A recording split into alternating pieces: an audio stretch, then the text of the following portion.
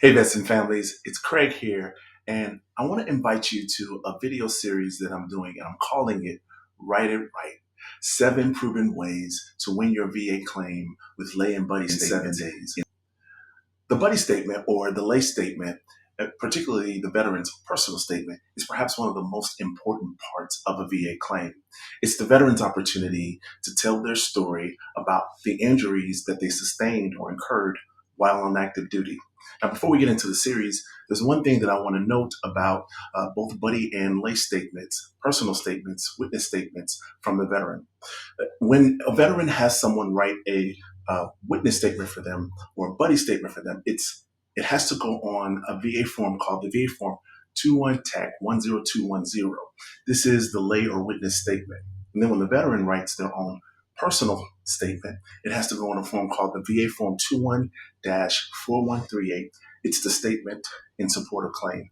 Now, in this particular statement, the veteran again has a chance to list not only the thing that happened to them, but then any diagnosis or any documentation or any medical doctor's visits or prescription drugs that they've taken for that particular incident that occurred while they were on active duty. What this helps to do is establish a nexus between the veteran service and what they're experiencing now so that they can win compensation on their claim. And once the veteran writes this letter and includes it into their packet, it becomes a part of their overall claim, whether they're submitting an initial claim or whether they're submitting a supplemental claim. Now, it's important to note that I'm going to provide in this video series different styles, different techniques on how to write your statements. But regardless of what style or technique that you choose, it's important that each veteran make sure that they provide specific examples of how their condition or their injury specified during service absolutely affects their daily normal functioning life. And whenever you write a statement and submit it to the VA, as always, you have to sign and date that statement to verify accuracy that it's actually you that's writing a claim.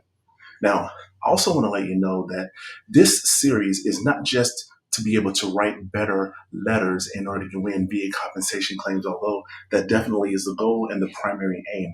But the ultimate aim, and our ultimate aim here at Royal Rock Counseling and Consulting, is that we help veterans have the opportunity and develop the skills to be able to express themselves better and to be able to live better lives post military service. And so doing this series and helping you be able to express your feelings and thoughts and put pen to paper on what's going on in your mind, it's going to help you in professional, occupational, emotional, mental, and physical spaces in every other area of life. So if you like this content, if you enjoy what we're doing here at Royal Rock Wellness, what I want you to do is I'd like you to subscribe to the channel, like this video, comment on the video, and share it with other veterans who might need these tools and resources in order not just to get good VA compensation claims, but in order to level up and be the very best version of themselves that they can be. I believe in you. I want you to win. I'll be offering free resources and guides. And if you need help with any part of your VA claim, or if you need help with any coaching or counseling issues, I'm here for you to make sure that you live royally and live well. I want you to take care of your families, sit back, relax, and enjoy this series that we're bringing to you. Hey, veterans and military families, welcome back. Now, if you're ready to reclaim your purpose, strengthen your relationships, and start to live royally and live well, you're in the right place. Let's get into today's video.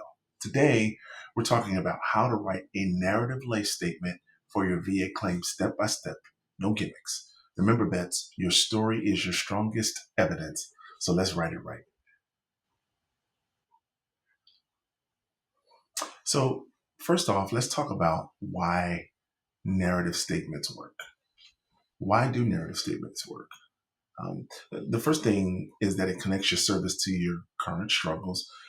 Everybody, particularly including those who are VSA or VSRs or RVSRs, everybody loves a story, and everybody loves to see an easy connection from whatever happened to you to your story now. So it connects your current struggles to the struggles you had while you were in the military.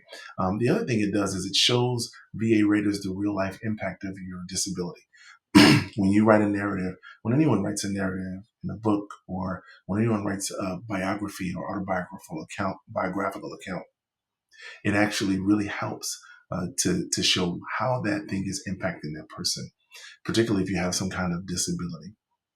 And so using the narrative statement style really assists in giving a real life on the ground impact of how that disability is affecting you now. And then it puts your medical evidence into context as well, because the narrative statement of the story should match the medical record and the diagnosis that you've received throughout the course of time that you've had this disability.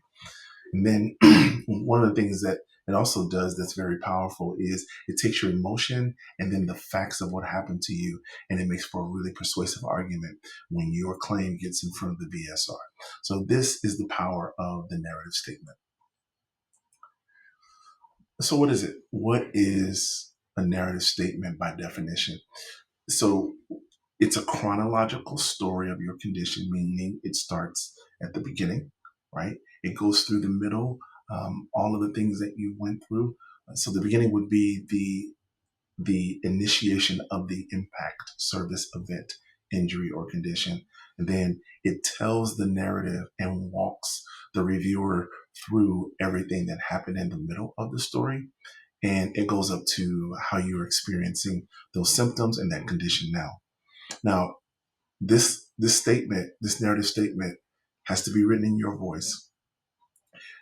It's really important that it comes from you in your own words. And when we talk about these statements, it's going to be the same. The same thing is going to ring true through every video that we do on personal lay and buddy statements. Your statement has to be authentic. Okay. I know that we are in the world of AI and we are in the world of so many artificial and so much contrived and superficial things and things that are out of convenience. But you know for the most part, the normal person, particularly those who are VA officials and who do these claims all the time, they can tell the difference between something that's real and something that is inauthentic. So you want to make sure that you write it in your own voice and not something that somebody put together for you. Although it is good to have starting points, and we'll give you those. Make sure that the story is something that's authentic to you. And we filed it on the VA form 21 TAC 4138. This is the statement in support of claims. Okay, when you write the beginning of your statement, these are the things you want to consider. You want to consider when and where the symptoms started for the condition that you're claiming. You want to consider what event, injury, or stressor occurred in service. Now, I work with a lot of veterans who start talking about things that happen post-military service, and that's okay. But there are specific time frames that you have to deal with and contend with when you talk about things or diagnoses that you received after the military. And then there's something, and it's just human nature, and I believe that the VA does it as well. There's something called a recency bias, meaning the longer the time frame goes between the time you were on active duty experiencing these things, 5, 10, 15, 20 years, first of all, the harder it becomes to get evidence for those things actually happening. And second of all, the harder it becomes as far as the burden of proof to say that that thing actually still exists, or that you aren't healed from it, or that it wasn't acute and didn't just go away, or transitory and then just go away. Hard to prove that it's chronic, particularly if you don't necessarily have medical diagnoses or medical documentation, or times that you go into the doctor often. One of the things about lay statements, which we'll talk about in this series, lay statements can be considered as evidence, but lay statements still have to be pretty full, and lay statements have to be descriptive, and statements have to tell the story of what actually happened to you. And so that's what you want to think about. You also want to think about what you noticed first. Did you notice pain? Did you notice anxiety, sleep problems? Some of these things are secondary conditions, which we will talk about later in in this long series of VA claims and VA compensation. But then some of these are primary, right? So you want to talk about what you noticed first, and then what it led to after that. Be specific with dates, locations, and whatever duties that you had during the time that you experienced these symptoms. Step two, we're talking about now the middle of your claim. So think about it in, sort of in, if you can picture it in your mind, you've written the beginning, you've introduced yourself, you've talked about the initial onset of the symptoms, and now we're dealing with step two. Step two would be, how did the condition progress over time? These are just very basic questions that you can answer in the comfort of your own home or your own library or study, sort of writing these things down. How did the condition progress over time? What coping methods did you use? And this is very important because you may have been in a situation, particularly in the military, where there wasn't you couldn't necessarily stop and get adequate medical care for those things. Adequate medical care is always available, but there's something that we do in the military called pushing through the pain. Why? Because the mission comes first, right? And so we don't necessarily have time to stop, get you over to medical, find out what's wrong with you, get you patched up, and get you back into the field. There may be some things, and this was just a mentality in the military, there's some things you just got to deal with, and then we'll take care of them when we get back. And the issue is, when you get back, you've got a whole different set of list of things to do. not only your military duties, but then your family and friends and all other sorts of commitments and priorities that you have to balance your time. So, what coping methods did you use? Sometimes they just say, "Hey, pop the Motrin." We used to have a running joke in the military that anytime anything happened to anybody, it's like, hey, when you go over medical, sick bay, pop them a Motrin, right? And get them back out there. But that's what's considered pushing through the pain and not necessarily seeing the specialists or the doctors or the practitioners that we needed to see for what may have been happening with us. And so this is why the narrative relay statement can be so powerful, because it can describe those things. Did you seek medical treatment or tell anybody about it?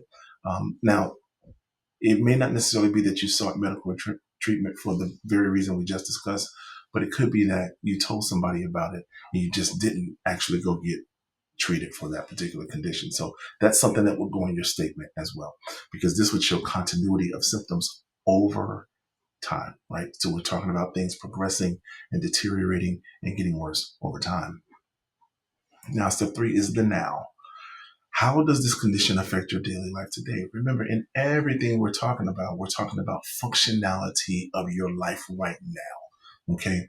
Only you, the veteran, can go deep down within and say, man, like, how is this affecting me today? What is it that I can't do today that I used to be able to do, right? What's my story around that? What can you no longer do at work, home, or socially? Describe functional impact: walking, lifting, sleeping, relationships, mood, um, any of the levels of anxiety, nervousness, any feelings that you had during the time, right? Issues about sounds that trigger you back to certain things, right? Tell the story about that in your narrative statement. Okay. And so this is going to be hugely important. And then connect it directly, right? You'll say things like, because of my knee pain or because of my hip pain or because of the problems that I'm having with my shoulders, I am not able to functionally operate in a capacity that I used to be able to operate. And so that becomes really hugely critical. Another thing we want to talk about is the tone and style of your narrative lay statement. What should it be? Well, first of all, we want to have integrity and we want to be as honest and specific as possible. Avoid exaggeration. Remember, like I said before, people can tell when something is real or when something is inauthentic, or if you want to use the word fake. And let's go even further. People can tell when you're lying. So don't do that. Don't lie on these things just to get big compensation. Let me tell you something. Let me tell you something. What's for you is for you. Okay? This is a sidebar. What is destined and planned for you is for you. You don't have to make up some cockamamie story. You don't have to steal any kind of valor. You don't have to do anything like that, right? Like, if there's something that is appointed or apportioned for you and you can claim the right to it and you experienced it, do the necessary work, watch these videos, do the reading and research to be able to describe why you deserve that. And right, stand 10 toes down on that, right? And look whoever it is in the eye, whether it's writing that to the VSR rater, or whether it's doing a supplemental claim, or whether it's doing a higher level review, or if you wind up at the Board of Veterans Appeals, let your story speak, reign true, right? Look the person in the eyes, right? Be clear, be authoritative about what you have experienced, and what is due to you will come to you. You don't have to take any shortcuts. You don't have to take it in and around. What's due to you will come to you. So use plain language. Don't use medical jargon. You're not a doctor. Trust me. You're not a doctor. People know when you're trying to use those things, right? Plain language, short paragraphs. Make sure they're easy to read, okay? And you'll be fine, right? This happened to you, right? Take your time, write your narrative, share your story. Here's a sample narrative statement. Now listen, don't write this if it didn't happen to you. This is a disclaimer. And the disclaimer of this whole channel is we are giving you tips and tools and strategies, right? And examples of things, right? Make sure what you write is actually what you went through. This is just a sample narrative statement. While serving in Camp in June in 2008, I injured my right knee during a training exercise. At first, I noticed pain when running, but I pushed through. Notice that language, push through? Over the years, the pain worsened and I started avoiding PT. Today, I cannot jog, climb stairs without pain, or kneel to play with my kids. I now take prescribed pain medication and see an orthopedic doctor regularly. That's just an example of the meat of a statement. Statement shouldn't be too long, narrative. It shouldn't be too short of a narrative, right? It should be just right. The good sweet spot, the authentic, honest, non-medically jargoned sweet spot. I know you can do it. Here's some common mistakes to avoid while you're writing your narrative life statement. Don't be vague. Don't don't just say my back hurts. And you know what? This is true also in the CMP exam. Okay, no, this is true, right? When you're in the CMP exam, what you want to say is like if they're doing those bends, having you do side bends, and having you raise your arms and stuff like that. If they're doing all of those things, you want to say this hurts. I feel pain right now. It hurts in my fill in the blank. It hurts right under here. It hurts at my rotator cuff. Whatever the case may be. So don't be vague in your statements either. Don't write out of order. Don't skip. This is a narrative statement, so don't skip key timeline pieces, and don't write only 2 to 3 sentences. Right? Be robust. Right? Be definitive in what you're writing. And please, y'all, don't forget to sign and date your statement. Right? That's how you certify. Here's what I have all of my clients whenever we're working on them. Whenever I have them do a statement of any kind, and whenever I have their family members and friends and buddies, current coworkers or military buddies, and fellow servicemen and servicewomen write anything, I always put at the bottom, I certify that the statements above are true and correct according to my knowledge, and I have them sign it and date it. That's just a small tip. Make sure you sign, and listen, not just this statement, make sure you sign and date everything that's in your package. If you're doing it by fax or mail, and you're doing it and if it's very forms heavy, sign it and date it. Here's another tip. Even if you're submitting through va.gov, submit the forms. What will it hurt, right? Yeah, I know we got the boxes on va.gov, right? The descriptive boxes, they only allow certain characters. That's by design. But you didn't hear that. You didn't hear that from me. Only allowing certain characters in those boxes is by design. Here's how you get around it, right? You actually submit the claim the old-fashioned way, even though you're doing it electronically. That's a tip. I hope y'all got it. All right, so those are some common mistakes to avoid. A clear, honest narrative can win your claim. Here's some action steps for veterans to take. Write your beginning, write your middle, and write your now. Still write your now, okay? Um, can I say something just as a point of encouragement to the veterans out there? I feel the need to say this. You are not defined by your past. You may have scars. You may have memories. You may be working through things, but you're not defined by your past. Okay. And then you want to review this statement for clarity and detail. You want to file with the VA form 421 TEC 4138. I want to thank you for watching.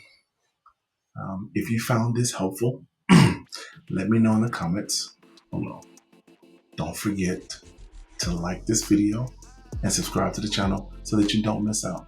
Together, let's keep building a life of purpose after service so that you can live royally and live well. I'll see you in the next one.